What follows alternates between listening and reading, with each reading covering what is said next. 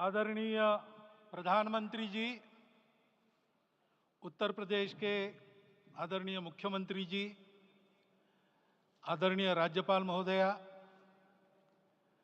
देश के आज विद्यमान सभी पंथ संप्रदायों का प्रतिनिधित्व करने वाले हमारे संत ऋषि आचार्य गण और समाज के सब स्तरों का प्रतिनिधित्व करने वाले निमंत्रित महानुभाव, आज का आनंद शब्दों में वर्णनातीत है और उसके वर्णन करने का प्रयास इसके पहले के वक्तव्यों में अच्छा हो गया है। यह भी बता दिया गया है और हम जानते भी हैं कि आज अयोध्या में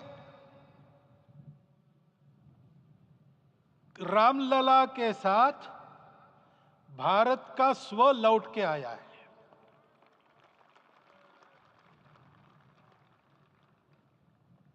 और संपूर्ण विश्व को त्रासदी से राहत देने वाला एक नया भारत खड़ा होके रहेगा, इसका प्रतीक आज का कार्यक्रम बन गया है। ऐसे समय में आपके उत्साह का, आपके आनंद का वर्णन कोई नहीं कर सकता। हम यहां पर अनुभव कर रहे, पूर्ण देश में यही वातावरण है। छोटे छोटे मंदिर के सामने दूरदर्शन पर इस कार्यक्रम को सुनने वाले हमारे समाज के करोड़ों बंधु वहां पहुंच न पाए, ऐसे घर घर के हमारे नागरिक सज्जन, माता भगिनी सब भाव विभोर है, सब में आनंद है, सब में उत्साह है। और ऐसे समय में जोश की बातों में थोड़ी सी होश की बात करने का काम मुझे ही दिया जाता है। आज हमने सुना कि इस प्राण प्रतिष्ठा महोत्सव में पधारने के पूर्व प्रधानमंत्री जी ने कठोर व्रत रखा। जितना कठोर व्रत रखने को कहा था, उससे कई गुना अधिक कठोर व्रताचरण उन्होंने किया। मेरे पुराना उनसे परिचय है, मैं जानता हूं वो तपस्वी है ही, परंतु वो अकेले तप कर रहे हैं, हम क्या करेंगे। अयोध्या में रामलला आए, अयोध्या से बाहर क्यों गए थे? रामायण में क्यों गए थे बाहर? तो अयोध्या में कलह हुआ। अयोध्या उस पुरी का नाम है जिसमें कोई द्वंद्व नहीं, जिसमें कोई कलह नहीं, जिसमें कोई दुविधा नहीं। वो हुआ 14 वर्ष वनवास में गए। वो सब ठीक होने के बाद दुनिया के कलह को मिटा के वापिस आए। आज रामलला वापस फिर से आए हैं 500 साल के बाद। जिनके त्याग, तपस्या, प्रयासों से ये सोने का दिन आज हम देख रहे, सुवर्ण दिवस देख रहे, उनका स्मरण प्राण प्रतिष्ठा के संकल्प में हम लोगों ने कहा, आपने सुना होगा, स्मरण किया। उनकी तपस्या को, उनके त्याग को, उनके परिश्रम को शत बार, सहस्त्र बार, कोटि बार नमन है। रामलला के यहां इस युग में आज के दिन फिर वापस आने का इतिहास जो जो श्रवण करेगा वो राष्ट्र के लिए कर्म प्रवण होगा और उसके राष्ट्र का सब दुख दैन्य हरण होगा। ऐसे इस इतिहास का सामर्थ्य है। परंतु उसमें हमारे लिए कर्तव्य का आदेश भी है। प्रधानमंत्री जी ने तप किया, अब हमको भी तप करना है। राम राज्य आने वाला है, वो कैसा था? दैहिक दैविक भौतिक तापा, राम राज नहीं कहु व्यापा। सब नर करहि परस्पर प्रीति, चलहि स्वधर्म निरत श्रुति नीति। सब निर्दंभ धर्म रत पुनि, नर अरु नारी चतुर सब गुनी। सब गुणज्ञ पंडित सब ज्ञानी, सब कृतज्ञ नहीं कपट सयानी। राम राज्य के सामान्य नागरिकों का जो वर्णन है, हम भी इस गौरवमय भारतवर्ष की संतानें हैं। कोटि कोटि कंठ उसका जयगान करने वाले हमारे हैं। हमको इस प्रकार के व्यवहार को रखने का तप आचरण करना पड़ेगा। हमको भी सारे कलह को विदाई देनी पड़ेगी। छोटे छोटे परस्पर मत रहते हैं, छोटे छोटे विवाद रहते हैं, उसको लेकर लड़ाई करने की आदत छोड़ देनी पड़ेगी। आखिर है क्या? ये बात बताई वो सामान्य नागरिक कैसे थे? निर्दंभ,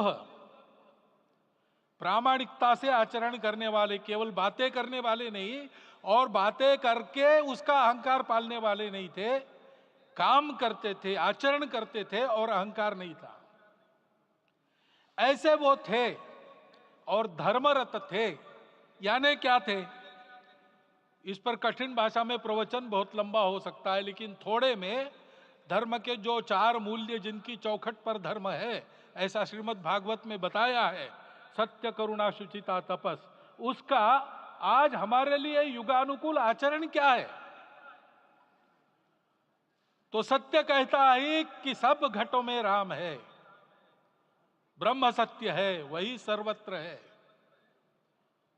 तो हमको ये जानकर आपस में समन्वय से चलना होगा, क्योंकि हम चलते हैं, सबके लिए चलते हैं, सब हमारे हैं, इसलिए हम चल पाते हैं।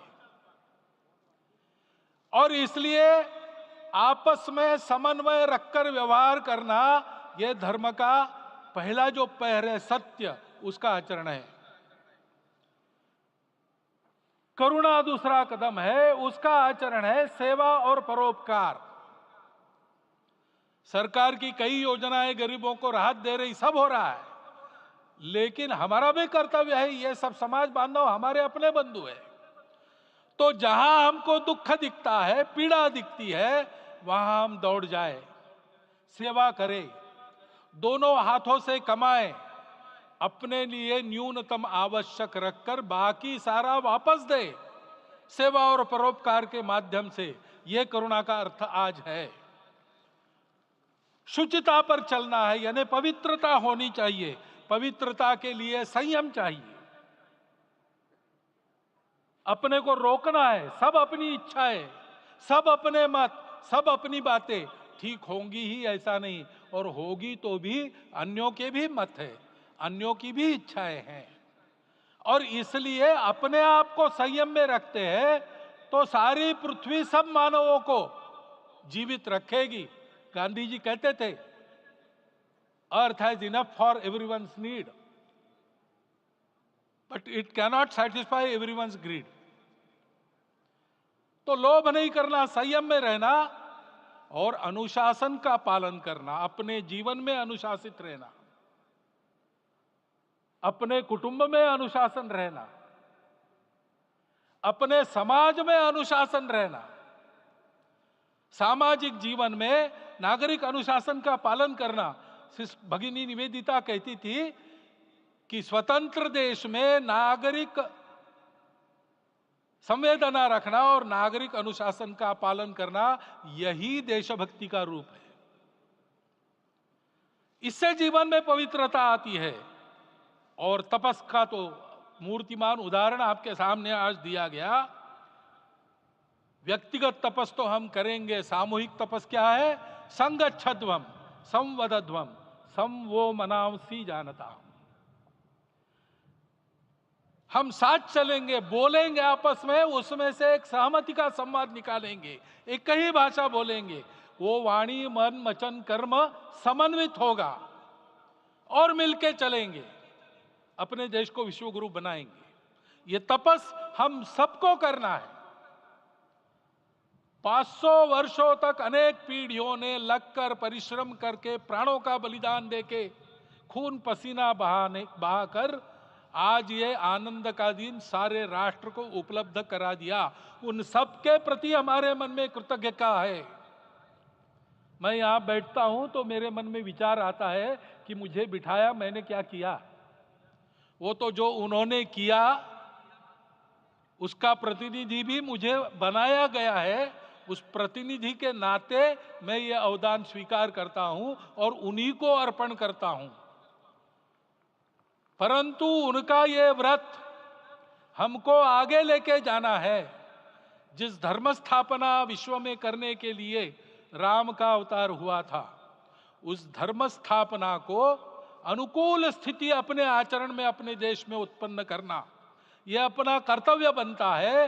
रामलला आए हैं हमारे मन को आह्लादित करने के लिए, उत्साही करने के लिए, प्रेरणा देने के लिए, साथ साथ इस कर्तव्य की याद दिलाकर उसमें कृति प्रवण करने के लिए आए हैं।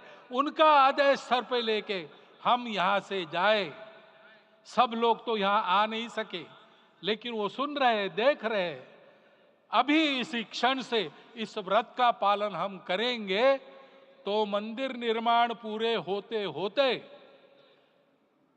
विश्व गुरु भारत का निर्माण भी पूरा हो जाएगा। इतनी क्षमता हम सबकी है। इसका मैं एक बार स्मरण देता हूं, आप सबको धन्यवाद देता हूं और मेरे 4 शब्द समाप्त करता हूं।